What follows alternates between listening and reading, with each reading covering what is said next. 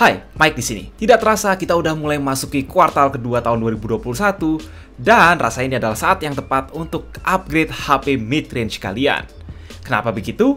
Sebab HP-HP mid-range ini sedang mencoba menaikkan standar fitur dan kualitas mereka sehingga semestinya nggak rugi untuk mencoba upgrade.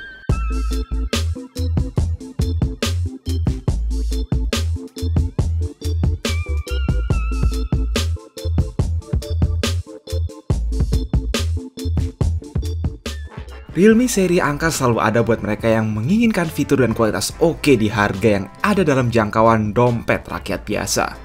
Ini bukanlah HP Realme paling canggih atau paling mahal, tapi seringkali jadi yang paling favorit. So, setidaknya penampilannya harus oke kan? Dibanding generasi sebelumnya, dari tampang depan memang tidak banyak berubah. Kita dapat layar 6,4 inci yang masih menyisakan sedikit dagu di bawah dan kamera dot drop di pojok kiri atas. Di sekeliling HP ini ada frame polimer yang terlihat bagus dan solid, sedangkan makeover desain baru terjadi di punggung. Pada lapisan polimer glossy ini terdapat modul quad kamera baru yang tercluster, dan ini ada tulisan Dare to Leap. Motonya Realme yang kalau terjemahin artinya berani melompat. Well, meski baca moto ini, gue sendiri seringkali masih takut untuk melompat, apalagi melompat dari atas gedung. So, while ini sangat kreatif dari Realme biar HP terlihat unik, beda dari yang lain, mungkin belum tentu semua orang seneng. Itu kami kembalikan saja pada pendapat kalian. Also, daripada glossy gini, kayaknya kita lebih prefer finishing ala frosted glass seperti saudaranya. Enaknya sih, HP ini terasa slim dan sangat nyaman digenggam, karena kami yakin banyak orang yang masih lebih senang dengan HP yang langsing, di samping punya pacar langsing. Ya, intinya Realme 8 sangat enak dipegang-pegang serta dikantongin. Speaker, USB-C dan headphone jack ada di bawah, slot dual SIM plus micro SD di samping kiri, volume dan power di kanan, sedangkan sensor fingerprint adanya di sudut bawah layar. Kok bisa ya? Jawabannya adalah karena ini pertama kalinya Realme seri angka non-Pro dapat layar AMOLED. Sebagai penggemar layar AMOLED, tentu ini kabar yang sangat menggembirakan. Dibanding layar IPS, kita dapat kontras, warna, hingga efisiensi daya yang lebih bagus. Nah, terus soal touch sensornya juga not bad, walau ini bukan layar 90Hz ke atas.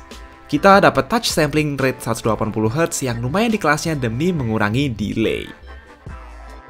Dan ya, buat apa juga sebenarnya refresh rate tinggi-tinggi, sebab dengan chipset mid-range Helio G95 seperti ini, jarang juga ada game yang bisa dimainin di atas 60Hz secara optimal.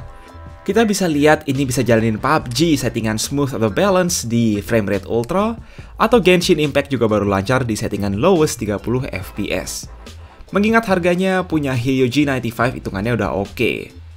Ya, memang tidak perlu dijelaskan lagi soal chipset ini, selain bahwa dia jalanin Realme UI 2.0 berbasis Android 11. Di Indonesia, Realme 8 dijual dalam konfigurasi RAM 8GB dan storage 128GB. Nah, yang bakal kita bahas banyak dari HP ini adalah soal kamera. Kenapa begitu? Sebab ini adalah salah satu HP quad kamera 64MP termurah yang ada di pasaran. 64MP AI quad kamera terdiri dari kamera utama, ultrawide 8MP, kamera makro 2MP, dan kamera black and white 2MP buat depth and filter. Buat yang belum familiar sama sensor 64MP ini, secara default hasilnya jadi 16MP, tapi lebih optimal daripada motret dengan resolusi full 64MP. Dan karena aperture lebar serta sensor luas, tanpa portrait mode pun bagusnya tetap ada efek depth of field di background jika kita memfoto subjek dari jarak menengah. Tapi ya, kalau mau efeknya lebih kencang, silakan mengaktifkan mode portrait. Well, di mode portrait sendiri ada dua filter baru yang bisa kalian coba, yaitu Dynamic Bokeh dan Neon Portrait. Ini keren kan? Hehe, separasinya oke lah, kelihatan bagus di sebagian besar jepretan yang kami coba. Belum lagi kalian bisa aktifin tilt shift mode, misal buat bikin efek miniatur, terus ada Starry Mode buat motret bintang di langit malam yang gelap, AI Color Portrait, dan masih banyak filter lain yang bisa dicoba. Meanwhile, kita juga tidak mau melupakan keberadaan sang kamera ultrawide. Hasilnya bisa dilihat, ya standar untuk di kelasnya, tidak terlihat ada distorsi signifikan di keempat ujung. Tapi bagusnya, nightscape bisa dipakai baik oleh kamera utama maupun ultrawide biar fotonya lebih jreng pas dipakai di kondisi gelap. Di sisi lain, kami sih lebih prefer pakai kamera utama dengan digital zoom 2 hingga 5 kali dibanding pakai kamera makro dedicated yang tidak memiliki autofocus seperti yang kalian lihat di sini.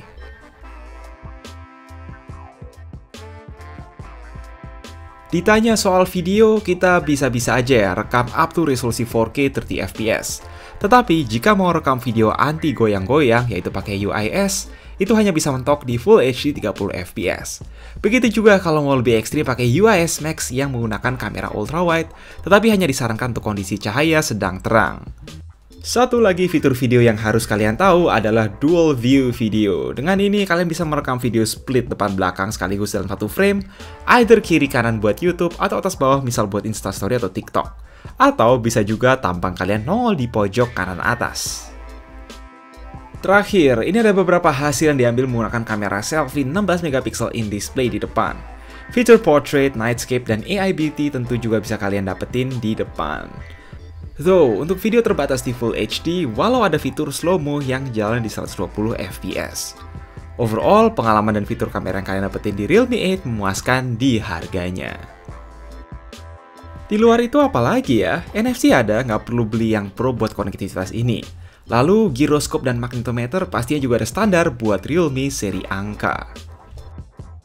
Oh iya, yang menurut kami lumayan mengejutkan dari Realme 8 adalah baterai 5000 mAh yang tidak dipangkas meski HP ini terasa slim dan ringan.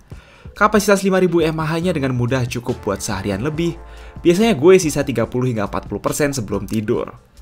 Terus charger 30 watt Dart Charge udah termasuk dalam dus juga, mampu ngecas baterai ini dari 10 hingga 100% dalam sejam.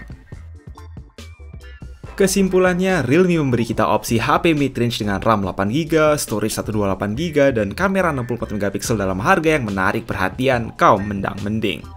Apalagi ini udah pakai layar AMOLED gitu, sesuatu yang belum lama belakangan masih langka ditemukan di HP 3 jutaan. Kalau boleh kasih saran sih, menurut kami tinggal kurang soal update chipset aja. Meski untuk kebanyakan orang, Helio G95 masih relevan untuk kebutuhan kerja dan gaming casual sehari-hari. Ya, sisanya kami kembalikan ke pendapat kalian saja. Silakan mendang-mending di kolom komentar. Jaga terus kesehatan, and as always, stay safe.